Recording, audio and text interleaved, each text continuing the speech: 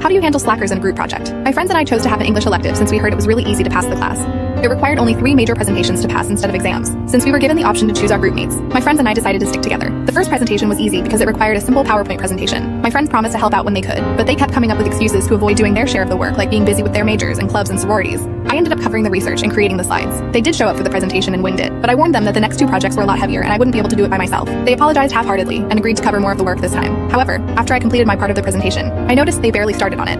I felt really angry, but I found it hard to confront them since they were my friends. Finally, the last project was assigned, and rather than a PowerPoint, it required a video and an individual printed essay. I begged my friends to help me out with the video. Instead, they got angry at me for constantly bugging them about a minor elective. I was devastated at how they treated me. For them, it was a simple elective because they could actually afford college. But for me, my grades seriously mattered because I was on a scholarship. So I started the work early and accomplished it all on my own without splitting up the parts. When they asked me about the project a week before the deadline, I told them not to worry since I completed it for the group. However, they forgot about the individual essay that was meant to be submitted to the professor a day before the deadline. So in the end, they failed and had to retake the class without my